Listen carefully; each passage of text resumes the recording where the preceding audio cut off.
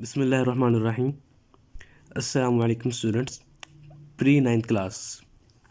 बेटा आज हम स्टार्ट करेंगे हमारी फिजिक्स की बुक का चैप्टर नंबर 1, ठीक है जी, जिसका नाम है फिज़िकल क्वांटिटीज़ एंड मेजरमेंट। इस चैप्टर के अंदर आपने फिज़िकल क्वांटिटीज़ के बारे में पढ़ना है, उनकी टाइप्स के बारे में पढ़ना है और चंद आपने ऐसे इंस्ट्रूमेंट्स के बारे में पढ़ना है कि जिसके ज़रिए आप क्या कर सकते हैं, मेजरमेंट्स वगैरह कर सकते हैं। ठीक है, ये सारी आपको कॉन्टेक्स्ट वगैरह बताए गए हैं। ठीक है जी, क्या क्या चीज़ें आपने पढ़नी है इसके अंदर। तो चलिए स्टार्ट करते हैं।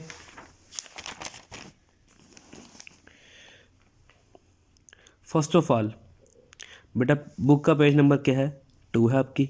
ठीक है, इस पेज में से आपने क्या करना है, जस्ट आपने ये आपको शुरू में बताया जा रहा है कि man has always been inspired by the wonders of nature, he has always been curious to know the secrets of nature. कि जो इंसान है वो हमेशा कुदरत के जो मौजज़ात हैं बेटा जी, उससे हमेशा क्या हुआ, इंस्पायर हुआ है।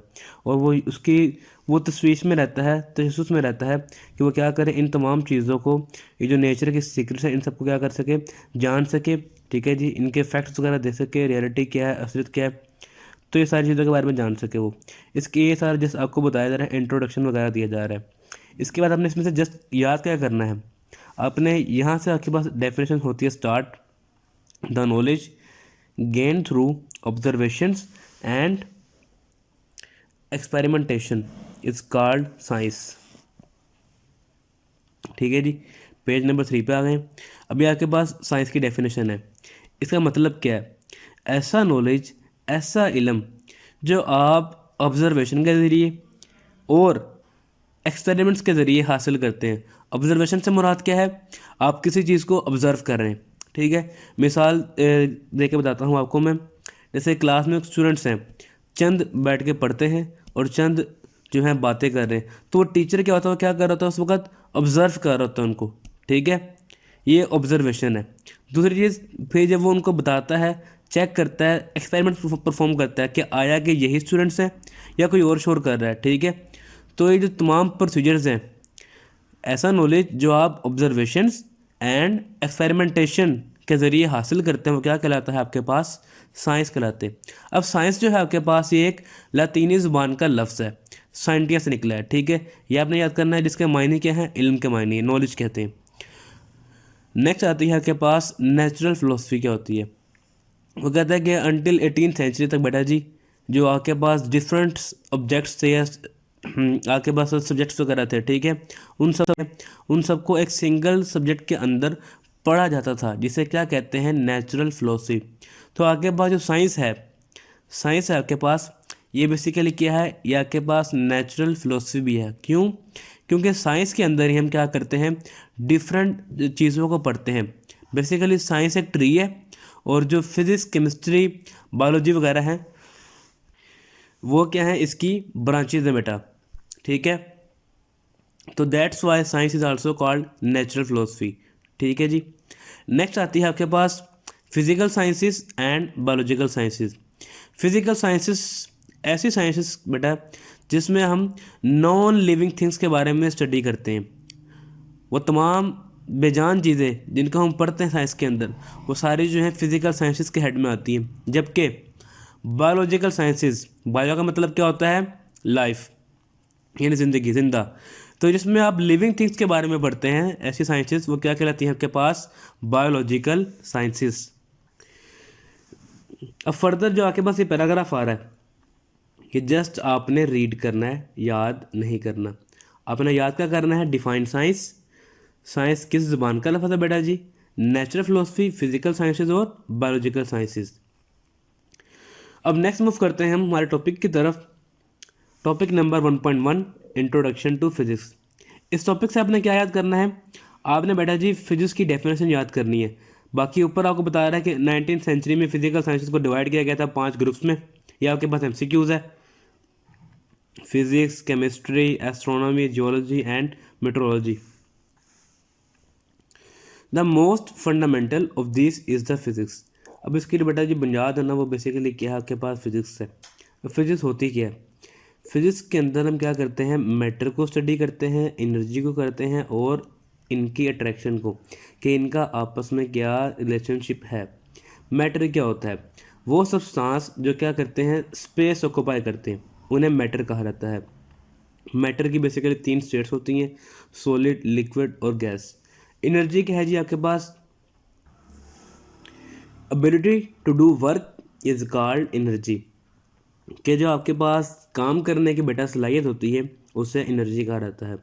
फिजिक्स के आपके पास कि मैटर का और एनर्जी का आपस में जो रिलेशनशिप है, जो ताल्लुकात है, उसे कहते, उसके बारे में अगर हम स्टडी करते हैं तो वो कहलाती है हमारे पास फिजिक्स। नेक्स्ट बता रहा है आपको कि जो कानून हैं और जो उसूल हैं फिजिक्स के, वो मदद देते हैं हमें क्या करने में, नेचर को, कुदरत को अंडरस्टैंड करने में। ठीक है जी, यहाँ तक आपने तैयार करनी है डिफाइन फिजिक्स। बाकी जो आपके पास नेक्स्ट पैराग्राफ है, ये आपका एक शॉर्ट क्वेश्चन भी है। ठीक है, इसको आपने जस्ट रीड करना है। ठीक है, जब हम स्कूल्स ओपन होंगे तो हम इसके आपकी मार्किंग करवा के आपको निशान लगा के याद करवा देंगे। यहाँ से आपने 2 चीज़ें तैयार करनी है। फॉर एग्जांपल में आपके पास एग्जांपल दी जा रही है। ठीक है, आपको बताया जा रहा है कि जो कार है वो किन असूलों के ऊपर वर्क करती है और जो रेफ्रिजरेटर है वो किन असूलों के ऊपर वर्क करता है। कार बेसिकली वर्क करती है मैकेनिक्स के ऊपर, और जो रेफ्रिजरेटर है वो वर्क करता है बेटा किसके ऊपर, थर्मोडायनेमिक्स के ऊपर। अब थर्मोडायनेमिक्स की आपके पास ये भी एक फिजिक्स की ब्रांच है जिसमें हम थर्मल एनर्जी के बारे में पढ़ते हैं। ठीक है, नेक्स्ट जो आपके पास है ये सारा आपने खुद पढ़ना है यहाँ तक। ठीक है बेटा जी, ये आपने याद नहीं करना है, जैसे आपने रीड करना है, इसके आपने पॉइंट्स वगैरह बना लीजिएगा। अब जो हमारा लॉन्ग क्वेश्चन तैयार होता है, स्टार्ट होता है, वो होता है ब्रांचेस ऑफ फिजिक्स। फर्स्ट है मैकेनिक्स, बेटा वो ब्रांच जिसमें हम बॉडी का मोशन, उसके कॉजेस और इफेक्ट्स के बारे में पढ़ते हैं। ठीक है जी, उसे कहा जाता है मैकेनिक्स।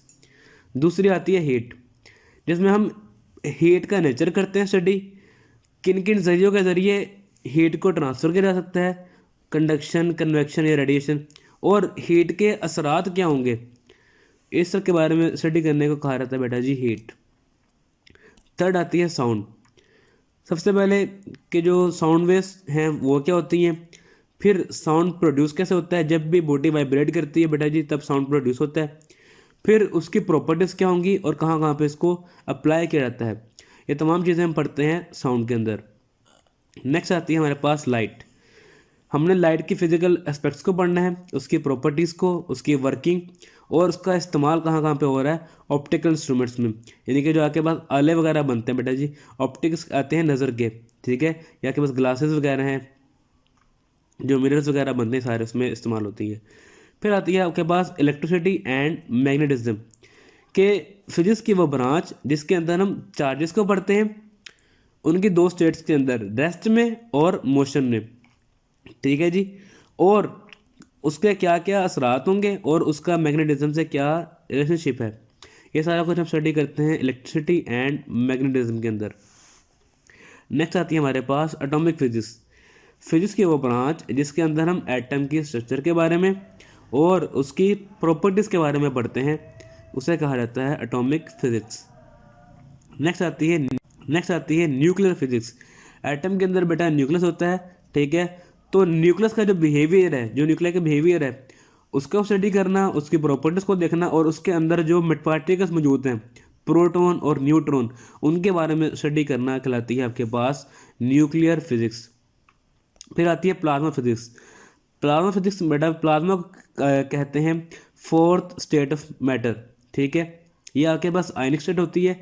इसमें हमने production properties of the ionic state of matter पढ़ना है कि वो किस तरह से प्रोड्यूस हो रही है और उसकी खसूसियात क्या हैं। ठीक है, इसको 4th स्टेट ऑफ मैटर भी कहा जाता है प्लाज्मा को। अब आयनिक स्टेट क्या होती है, इसका मतलब क्या है जी, कि इसमें से जब किसी भी एलिमेंट में से बेटा इलेक्ट्रॉन निकलते हैं तो पीछे क्या बचते हैं, आयन्स वगैरह बचते हैं। ठीक है, फिर आती है आपके पास जियोफिजिक्स। अर्थ के इंटरनल स्ट्रक्चर को स्टडी करने के जो प्रोसीजर है, जो आप स्टडी करते हैं, इसे कहा जाता है जियोफिजिक्स। यानी कि जो कंप्लीट ग्लोब को स्टडी करना है आपने, वो कहलाता है आपके पास जियोफिजिक्स। तो आपने बेटा जी यहाँ से एक कंप्लीट ब्रांचेस याद करनी है। ठीक है, previous 5 definitions, define physics and 2 चीज़ें बेटा, ये कार और थर्मल रेफ्रिजरेटर वाला, ये सारा आपने तैयार करना है। और ये आपके पास लॉन्ग क्वेश्चन है, बाकी सारे आपके पास शॉर्ट क्वेश्चन है। ठीक है बेटा, अपना फीडबैक ज़रूर दीजिएगा। Thank you.